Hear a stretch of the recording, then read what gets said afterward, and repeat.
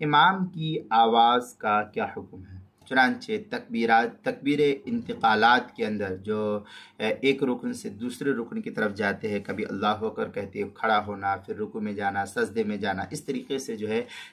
انتقالات کے اندر امام صاحب کو حد سے زیادہ بلند آواز کرنا یا حد سے زیادہ ہلکی آواز کرنا یہ خلاف سنت ہے۔ اس لیے عادت اور ضرورت کے مطابق آواز رکھنی چاہیے۔ یہی حکم اس صورت کا بھی ہے کہ اگر مقتدی بہت ہے تو تھوڑا بلند آواز سے، تیز آواز سے مائک کو مسجد کے اندر رکھنا چاہیے، اور اگر مسجد میں مقتدی کم ہے تو مسجد کا مائک بھی جو ہے کم ہونا چاہیے، اور اگر مقتدی اور بھی کم ہے تو مسجد کے اندر مائک کا استعمال درست نہیں ہوگا۔ جیسے عام طور پر فجر وغیرہ کے اندر جو ہے مساجد کے اندر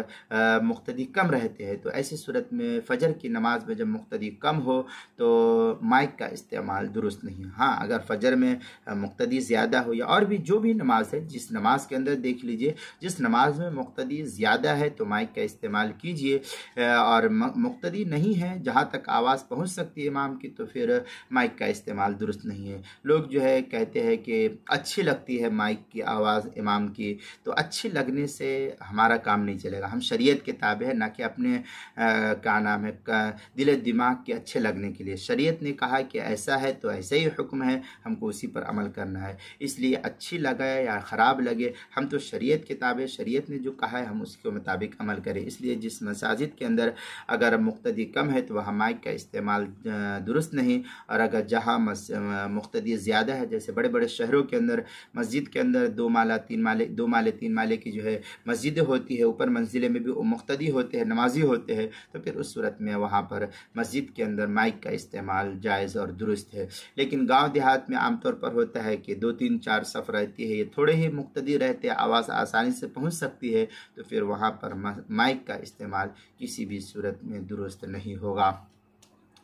چنانچہ اس سلسلے میں جو ہے کیا نام ہے در مختار شامی میں ہے، وَيَجْهَرُ الْإِمَامُ وُجُوبًا بِحَسْبِ الْجَمَاعَةِ فَإِنْ زَادَ عَلَيْهِ إِسَاءَةٌ۔ یہ در مختار کے عبارت آگے ہے، فَإِنْ زَادَ عَلَيْهِ الْإِسَاءَةُ وَفِي الزَّاهِدِ عَنْ أَبِي جَعْفَرَ لَوْ زَادَ عَلَى الْحَاجَةِ فَهُوَ أَفْضَلُ إِلَّا إِذَا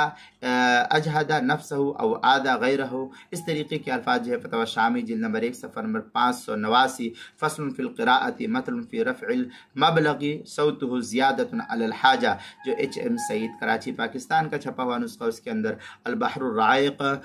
کیا نام ہے البحر الرائق جلد نمبر 1 صفحہ نمبر 586 باب صفت الصلاۃ، جو مکتبہ رشیدیہ کوئٹہ کا چھپا ہوا نسخہ، اس کے اندر فتاوی ہندیہ جلد نمبر 1 صفحہ نمبر 72 الفصل الثانی فی واجبات الصلاۃ، جو مکتبہ رشیدیہ کوئٹہ بلوچستان کا چھپا ہوا نسخہ، اس کے اندر نماز کے مسائل کا انسائکلوپیڈیا جلد نمبر 1 صفحہ نمبر 164، حروف تہجی الف عنوان ہے امام کی آواز، اس کے تحت جو ہے اس مسئلے کی وضاحت نقل کی گئی، وہاں دیکھ سکتے ہیں۔